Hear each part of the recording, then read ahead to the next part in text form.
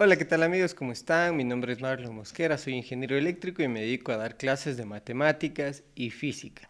Y esta no es la excepción, hoy día quiero dar una clase para universitarios en especial que están viendo el tema de circuitos eléctricos en corriente alterna. Y para empezar, ¿qué es un circuito eléctrico de corriente alterna? ¿Qué le define? Como tal, un circuito eléctrico en corriente alterna está formado por una fuente de corriente alterna, como su nombre lo dice. Por eso es que viene dado de esta manera, con la función seno, tanto para el voltaje como la corriente en este caso. Entonces, la onda que se forma de voltaje y corriente tiene una forma sinusoidal, ¿sí? Además, otra característica de un circuito en corriente alterna es que ya no se utiliza solo un elemento resistivo, sino también elementos, en este caso, capacitivos e inductivos. Estos elementos de aquí son los que forman la parte imaginaria y el elemento resistivo es la parte real, formándose así una impedancia como tal. Fíjense en este circuito en serie. Si yo saco la impedancia equivalente, prácticamente estoy formando una parte real, que es la resistencia, el valor de la resistencia, y la parte imaginaria, que es el valor de las reactancias, tanto capacitivas como inductivas. Noten aquí la reactancia capacitiva se halla como 1 sobre la frecuencia angular multiplicado por el valor de la capacitancia y por J, que es, recuerden, el valor imaginario. J es igual a raíz de menos 1.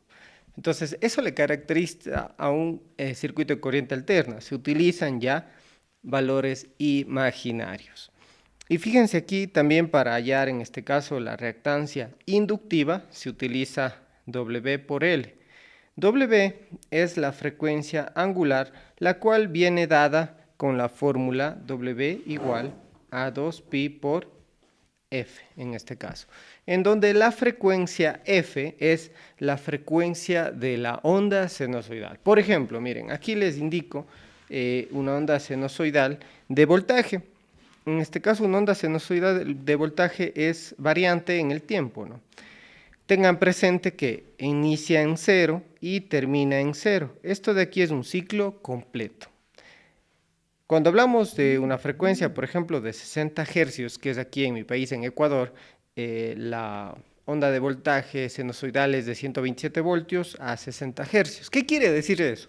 Quiere decir que la onda de voltaje va a 60 hercios, 60 revoluciones por segundo, es decir, se da 60 ciclos de estos en un segundo. Hagan de cuenta, 1, 2, 3, 4, pero ¿en cuánto tiempo? En un segundo. Esto ustedes pueden ver, por ejemplo, en los focos incandescentes, cuando se ve en cámara lenta, cuando graban un video, se ve el apagón, el prendido y apagado del foco, porque está prendiéndose y apagándose a 60 veces por segundo.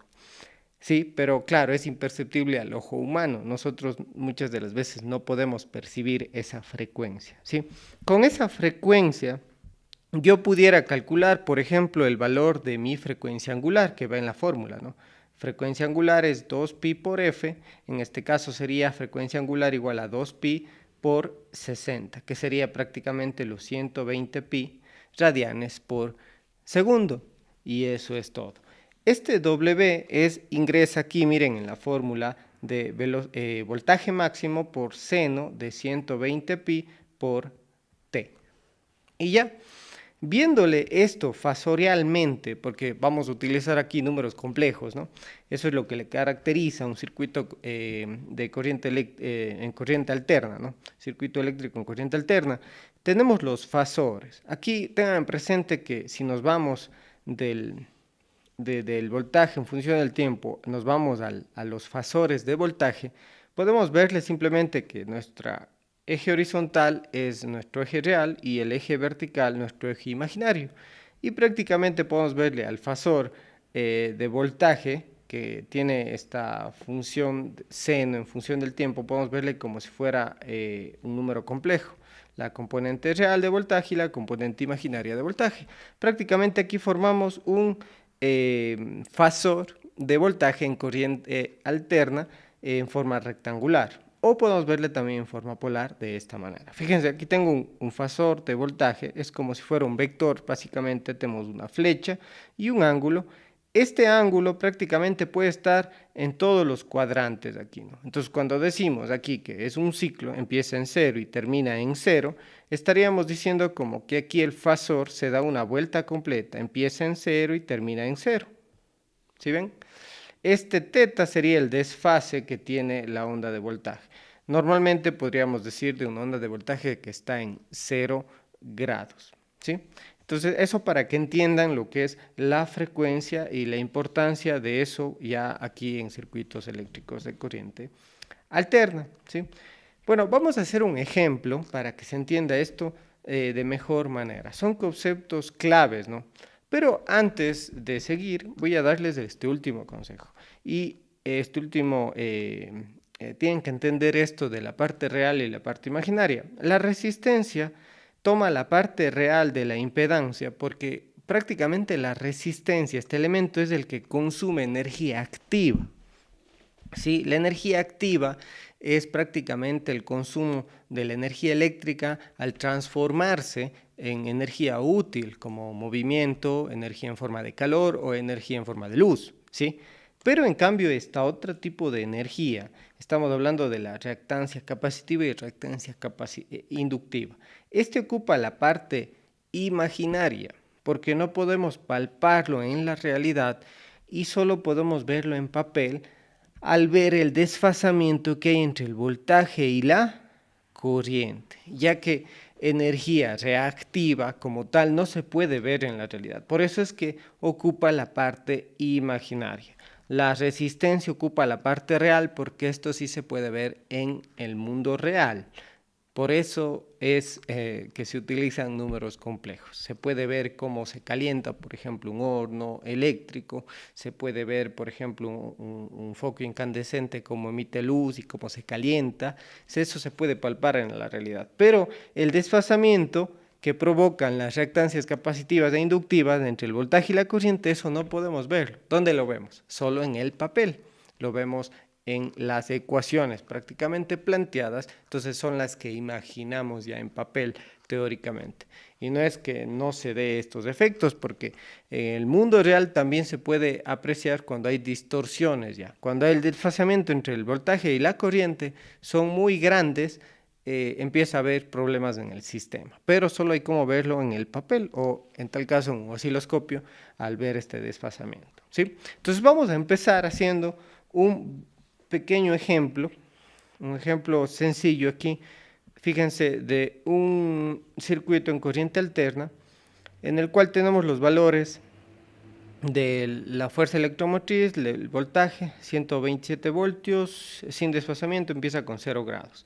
Vamos a hallar el fasor de corriente dado el fasor de voltaje, fíjense, y vamos a hallar también la potencia aparente, teniendo presente estos valores, en este caso de resistencia, del capacitor y del inductor que tenemos aquí, ¿sí? Entonces vamos haciendo este pequeño ejemplo completito aquí para irles indicando y que vayan entendiendo estos conceptos y cómo todo se resume a la final en lo mismo que han utilizado en corriente alterna. Se utilizan las mismas fórmulas de la ley de Ohm, las leyes de Kirchhoff, todo es lo mismo, solo que aquí se manejan números complejos. Esa es la diferencia y estos conceptos que les estoy incorporando. Bien, empecemos entonces. Fíjense aquí, yo puedo ver este circuito que está aquí, yo puedo verle de una forma más simplificada. Por ejemplo, puedo aquí verle como si fuera simplemente un circuito en corriente alterna. Aquí está la fuente de voltaje y conectado simplemente a una impedancia. Puedo verle así directamente, miren. La impedancia normalmente se ve como un rectángulo, esa es la nomenclatura, ¿no?, en circuitos de corriente alterna. Y aquí está mi Z equivalente al circuito que tengo aquí. Fíjense, tengo prácticamente 3 elementos conectados en serie, ¿sí? Entonces vamos hallando prácticamente la resistencia, ya sabemos que prácticamente es 300 ohmios, ahí mismo está. Ahora, la reactancia capacitiva, estaríamos hablando de, aquí falta agregar una cosa, ¿no? Siempre la frecuencia del sistema puede ser 50 hercios, que es en Estados Unidos, o 60 Hz, que es aquí en Latinoamérica, en muchos países, la frecuencia del voltaje es de 60 Hz. Entonces eso es importante también para poder encontrar nuestras reactancias capacitivas e inductivas. Bien, dijimos que la reactancia capacitiva viene dado como 1 sobre W por C, J en este caso.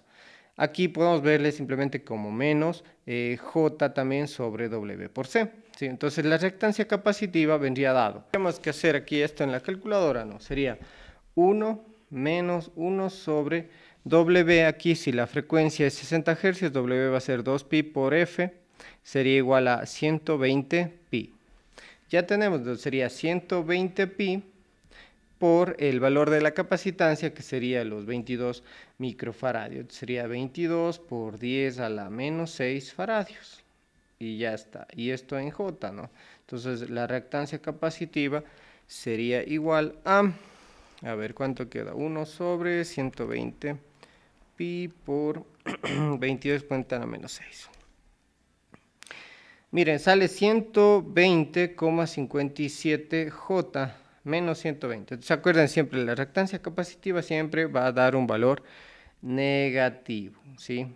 Negativo. En otros ejercicios les pueden poner así, miren, que tiene 120,57 ohmios, pero recuerden que ustedes tienen que ponerle el signo negativo, ya que es reactancia capacitiva. Siempre es negativo. En algunos circuitos he visto que ponen así. Bien, hallemos ahora la reactancia inductiva que nos falta, ¿no es cierto? La reactancia inductiva es igual a W por L por J. Miren, sería igual a 120 pi, que es nuestra frecuencia angular, por L, que sería los 30 miliamperios, 30 por 10 a la menos 3. Y ya, fíjense, nos quedaría prácticamente 120 pi por 30 exponente a la menos 3. Sale 11,3 J. Esto en ohmios, ¿no? Queda en ohmios. Listo. De aquí entonces, como tenemos en serie, ¿qué pasa con las resistencias en serie? Se suman, ¿no? Lo mismo pasa aquí. Sumamos la resistencia junto con nuestros valores de reactancias. Entonces nuestro Z equivalente prácticamente vendría dado así. Z equivalente va a ser igual al valor de la resistencia que ocupa la parte real de nuestra impedancia, más, en este caso, el valor de la capacitancia, que es menos 120,57, más positivo el valor de la reactancia inductiva, 11,3, esto en J. Entonces, ¿qué nos queda? Una Z equivalente igual a menos 120,57, sumémosle 11,3. Nos queda menos 109,27 en J, miren ustedes. Esa sería nuestra Z equivalente. Listo. Como nosotros ya tenemos prácticamente nuestro valor de voltaje, aquí nuestro fasor de voltaje, que sería 127 a un ángulo de 0 grados, esto pasándole a forma rectangular, prácticamente queda dado como 127 la parte real, y la parte imaginaria sería 0, simplemente.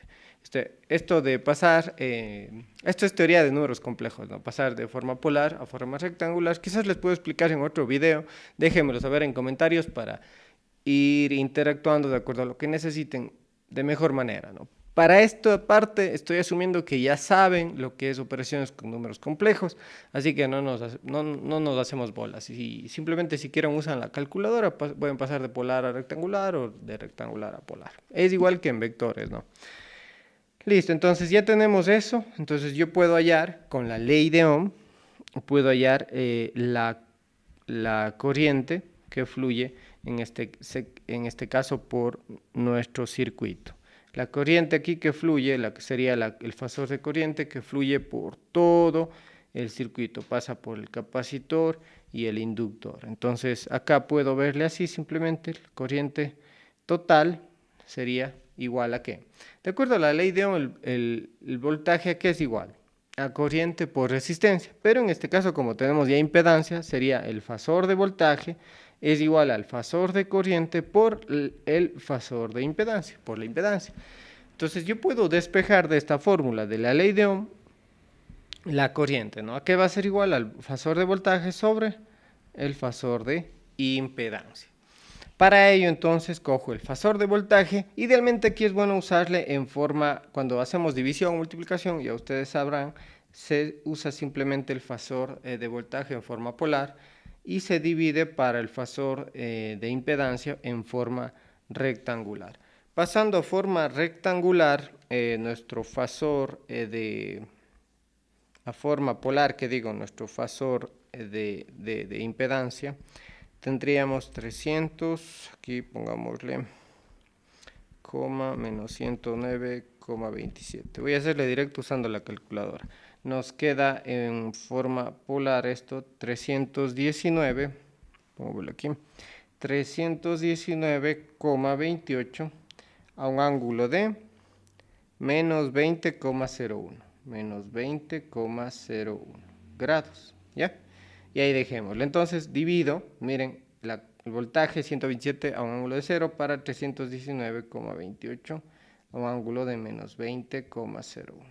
La ventaja es que al dividir se dividen directamente los módulos, ¿no? 127 para 319,28 se divide directamente, que sería 0,39 a un ángulo y se restan los ángulos, ¿no? 0 menos 20 sería más 20,01 grados. Y ya, esto queda en amperios. Miren, mi fasor de corriente me salió eso. Listo el literal A, entonces, para este ejercicio. Tengo 0,39 a un ángulo de 20,01. Este ángulo que está aquí, que nos sale, teniendo presente que el ángulo del fasor de voltaje es de 0 grados y el voltaje es 20 grados, fíjense, se desfasó debido a estas reactancias capacitivas e inductivas. Eso es lo que hacen prácticamente las reactancias, desfasar la corriente y el voltaje. Ahora vamos a la potencia aparente. ¿Cuánto nos sale? ¿Sí? La potencia aparente, vamos a calcularle aquí a un ladito, permítanme. La potencia aparente viene dada de la siguiente forma. Ustedes simplemente encuentran, tal como se encuentran en circuitos de corriente continua, ¿no? Se multiplica el voltaje por la corriente, ¿sí? Pero en este caso estamos hablando de fasores, entonces, ¿qué se multiplica? El fasor de voltaje por el fasor de corriente, ¿sí? Y de esa manera encuentran el fasor de potencia aparente. Miren, multiplicando entonces el voltaje en forma rectangular nos era 127 a un ángulo de 0 grados y multiplico por el fasor de corriente que nos salió 0,39 a un ángulo de 20,01 grados. Al multiplicar fasores en forma polar, simplemente se multiplican, ¿no es cierto?, 127 por 0,39, se multiplican los módulos. Entonces, multiplicando 127 por 0,39 da 49,53. Y lo que se hace cuando se multiplica es que se suman los ángulos. 0 grados más 20,01 queda 20,01 grados, fíjense. Y esa sería nuestra potencia aparente. Esto de aquí pasamos a forma rectangular. Entonces ya tenemos nuestro literal B. Pasamos, voy a hacerle con la calculadora nuevamente, en forma rectangular. Aquí pueden hacerle directamente. Ponen el módulo, ¿no? Y se pone aquí el ángulo, 20,01. Listo. Y sale nuestra parte real, que es 46,54, más 16,94 en J, ¿no? La parte imaginaria.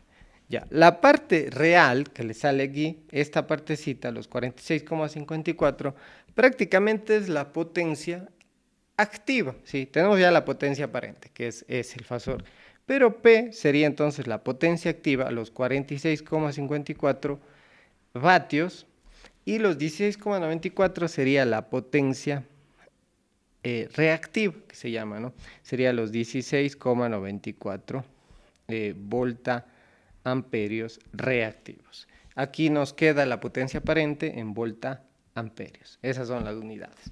Eso ténganlo presente y miren, hemos resuelto. Prácticamente es lo que les decía, ¿no? La potencia activa es potencia útil. Esto en el tiempo genera energía visible, ¿no? En forma de luz, movimiento o calor. La potencia reactiva, esta partecita es la que se encarga de desfasar el voltaje y la corriente, pero no podemos verla en el mundo real. Por eso ocupa la parte imaginaria. Y miren, si hacemos un gráfico de esto, para terminar con la explicación para esta partecita, ustedes aquí tienen prácticamente el módulo de nuestra potencia activa, ¿no? Tenemos nuestra potencia aparente, perdón. Tenemos aquí nuestro fasor de potencia. Si descomponemos este módulo, podemos descomponerlo en un triángulo rectángulo así, miren, formándose así prácticamente por un lado la potencia activa y aquí la potencia reactiva. Y fíjense aquí cómo nos queda este ángulo prácticamente, que es el desfasamiento entre la corriente y el voltaje, que es de 20,01. Ya, de este ángulo nosotros podemos calcular prácticamente el factor de potencia, el cual es un indicador para saber cuánto se está desfasando la corriente con el voltaje. Y se calcula con el coseno de dicho ángulo, del ángulo teta. En este caso, si hacemos coseno de 20,01, nos sale 0,93. En muchas industrias, en este caso en el sector residencial, por ejemplo, el factor de potencia no tiene que ser menos de 0,98. Pero, por ejemplo, en el sector industrial, como hay muchas máquinas que funcionan prácticamente con inductores, en este caso el factor de potencia es tolerable hasta mínimo un 0,85. Si es que no respetan ese factor de potencia, normalmente tienen demandas, pueden sufrir multas, ¿no?, de parte del sistema eléctrico. Pero en este caso, el factor de potencia, cuando es muy bajo, por ejemplo 0,5, hagan de cuenta, genera normalmente problemas en el sistema eléctrico, problemas de armónicos o incluso a veces problemas de resonancia. Entonces, por esas razones que a veces les multan al sector industrial y al sector comercial o residencial, también tiene que cumplir con estas normativas. Entonces, este factor de potencia es muy importante, les pueden pedir en algunos circuitos que ustedes analicen. De ahí lo demás prácticamente es lo mismo, no cambia en nada. Pero bueno, si quieren segunda parte de este video, déjenmelo saber en comentarios y estaría encantado de seguir explicando acerca de este tema de circuitos eléctricos en corriente alterna. Hasta una próxima.